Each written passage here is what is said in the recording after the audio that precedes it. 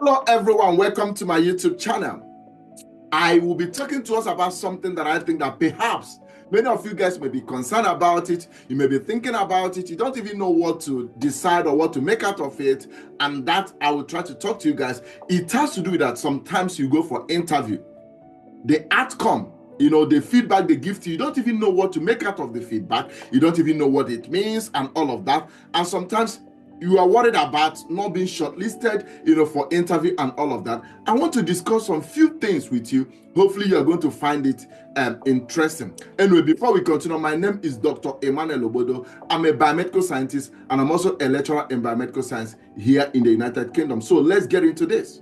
Now, let's begin with being shortlisted, okay? When you go for interview, when you make application, you are worried, why am I not being shortlisted? Or am I being shortlisted? Or as the case may be. Let me give us a little background, because sometimes information is power, okay? I want you to know that with information, you can know how to be able to position yourself better. Let me give you a little journey. When I came here, some of you guys may not even know that when I came here, of course, got HCPC registered, many people who are actually from Nigeria, they knew about this HCPC registration, never made it clear to people, okay?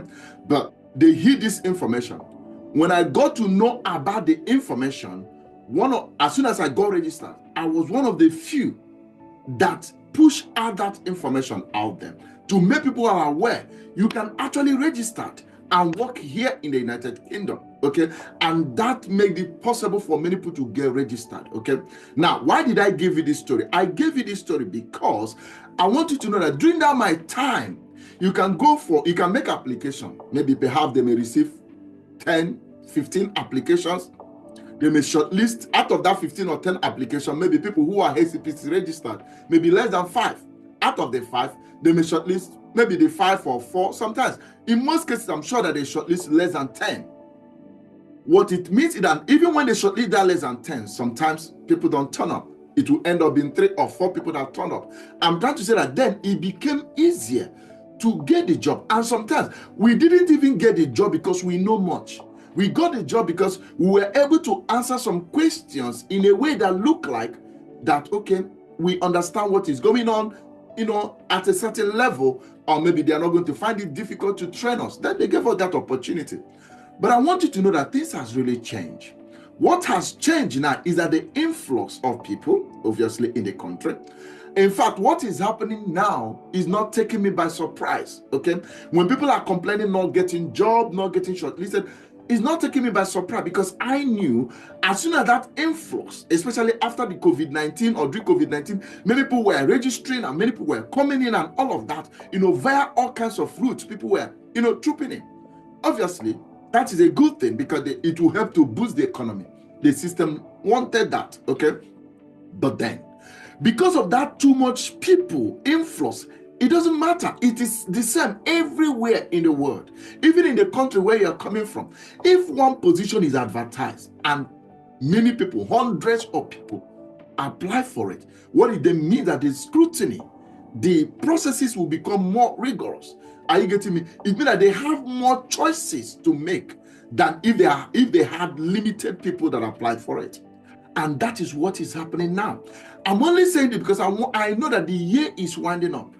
And many of you guys may be asking yourself some questions, looking back, or maybe the application that you have been making, and maybe perhaps you've not been shortlisted, or you've been shortlisted and you've not gotten the job and all of that, or you don't even know what to decide with the feedback you are getting. I want to hopefully make this very clear. My idea of this video is to give us confidence, okay? That's why I said that information is power. Information will help you to know how to be able to endure things. When necessary, we can always endure, knowing that it's not always going to be that way. So when you have proper information, you will know how to position yourself to be doing something in such a way that the situation, okay, the present situation will not elude you, will not destroy you. I hope that makes sense, okay? Now, let me explain what I mean. So now, there are many people within the country, outside the country, making these applications, okay?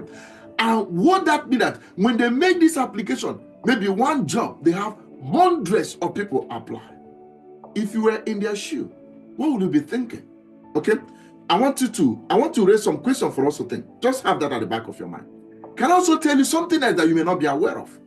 Now, what it means is that if you go to many of the NHS hospitals, they have some people that maybe started as specimen reception. Okay, they work as specimen reception. Some of them are biomedical scientist trainees, BMS trainees. These people, they go through the process. Some of them, they are not yet HCPC registered. What the system will do is to groom them, continue to train them, knowing that one day they become HCPC registered. Now, they become HCPC registered, and you are applying for a job that these ones are also applying. You may not know, because NHS wants all the job, just to ensure there's a quality and all of that. All the job has to be pushed out there. It has to go to the public domain, giving people opportunity to apply. But what you cannot neglect is the fact that most times you may be competing with someone who are already in the system, maybe as a specimen receptionist or as a BMS trainee. The person is already there. So the system is likely, I'm not saying in all cases, this is my opinion by the way, is likely to be able to consider the person more. But the system is expected to put the advert to the public domain. So that you see a job at the public domain, don't think you are the only one that applied. There are hundreds of people that apply. And in addition to that, there is also one or two people that may be applying within the trust. And what it means that is where the disappointment may be coming from. So just keep that aside. So I've put two things for us. One, I want you to consider the fact of the influx of people, the number of applications that people are making, that they are receiving. Two, I want you to consider the fact that you may be competing with someone within the trust. Someone that knows the trust.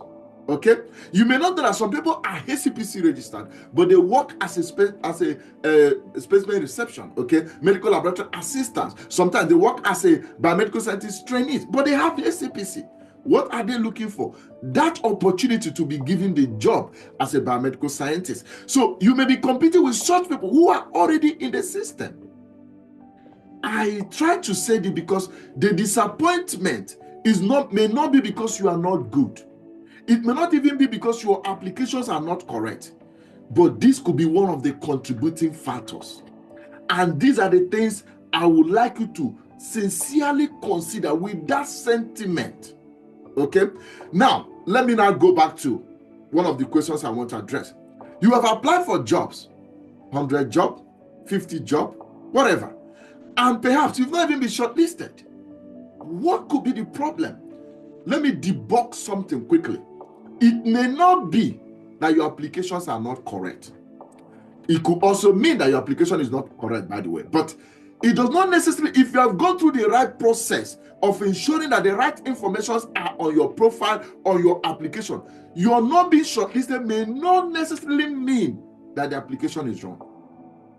That's why I gave you that information. One job, 100 people applied. If you are in their shoe, what are you going to do? I'll tell you the first thing you may consider. One, you are likely to consider among these 100 applications, who has worked in the United Kingdom? Who has experience of working in NHS? That's what you consider if you're a manager. Another thing you may consider is, if you have people who have worked in NHS, how many years have they worked in NHS? That is what you consider. Depending on the job, especially if it is, let's say, band 6 position, you are likely to consider who among them has specialist portfolio. I'm trying to tell you what that impact. All this consideration, after they put it together, out of the 100, it may surprise you to know that people that may still fit into this may be more than 20. And now they now have choices to make. Their choices will not be based on these 20. And this is why some people are not getting shortlisted. I am not saying that is entirely because of the application. Your application may not be some. That's why it's important. That is why it is important to make sure that at least you have done your part, which is to make sure that the information you are putting out there when you make application is consistent with what the system is expecting. Once you have done that, there is another big hurdle that you need to cross. And that is the fact that the system is likely to consider, have you worked in NHS? Are you working with a trust? How many years of experience? I had the opportunity to try to see if I can make applications, okay, just to find out what is really going on. I began to find out that when you make application right now in an NHS job, there are questions they are likely to ask you. One, in fact, as soon as you start, you've not even started the application, the first page is going to be one. Are you working with the trust? You say no. Are you working in another NHS hospital? You say no. That alone is a negative, can have a negative impact. Now, I'm not talking about the visa and all of that. So I want you to, that preliminary question they ask already put so many applications, one side that they didn't meet up with the criteria. In fact, some of them, as soon as you say you don't work with that trust, you don't work with the NHS, they will say you are not eligible. So I'm trying to explain to you guys, the frustration that you are not being shortlisted may not be that you are not good. It may not be that the application is not good. You may need to exercise patience. That's just why I'm saying this, okay? Right.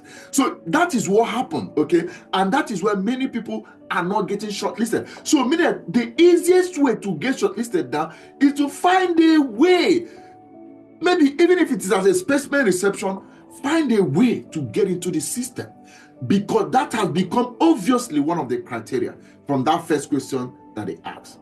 It doesn't mean that people are not still getting shortlisted or getting job without having NHS experience. But I want you guys to think about this. Now, there's also another thing I found out. I also found out that because of the laws and policies around who should be qualified to be sponsored as a biomedical scientist, who should be sponsored as a biomedical scientist, those policies has created a lot of confusions. And what the system does, if there is anything that they suspect, maybe they are not sure if they can sponsor this person, that's why they ask you the question about the visa matter, and then they may not shortlist you because it's not going to help. Another reason why you may not be shortlisted, that you are not even within the country. So they want face-to-face interview. So that's also another one. Now, why am I saying this? That is why in my little research, I have found out that you are likely to be shortlisted once you just concluded your studies. If they find out that this person is a student, he or she just concluded his or her studies. Maybe you are on postgraduate study as a case visa. Because they know that the system supports that they should sponsor you, they are likely to shortlist you. Another way is that if they find out you are already on the healthcare visa, or as the case may be, even if you are doing care job, but you are already on that healthcare visa, they find out, okay, they are likely to support you because it's still the same visa, you are just switching. What I'm trying to say is that there are many things they are considering. You are not being shortlisted may not necessarily mean that application is wrong. But that does not mean that you should not make sure that you've done your part to ensure that your applications, you make their right, okay? Now, so that is on one side. So I want you to know that if you are not being shortlisted, it could be any of this. So what is my recommendation? My recommendation is one, continue to try. You don't give up because something is not working. What you need to continue to try. You ask questions, see better things you can do, maybe ask for volunteer job, anything, whatever thing that can help you continue to try. What you are looking for is that one trust that can give you the opportunity. You never know. It could be the next job you don't want to apply. You never know. It could be the next interview that you don't want to attend. So my recommendation is make sure your applications are right and continue to try. Just know, not having experience in NHS, years of experience in NHS, especially portfolio, the kind of visa you are on, of course, the number of applications, there are many things you are contending with, and that could impact on you not being shortlisted. So I don't want you to think wrong about this. I hope that makes sense. Yeah? All right. Thank you very much. Do let me know what you think about this video, okay? Please comment, share with your friends and family. Anybody that this information can help, share with them. And thank you very much. And I wish you all the best. Remember, don't give up. Keep trying. I wish you all the best till I come back away again. Bye-bye.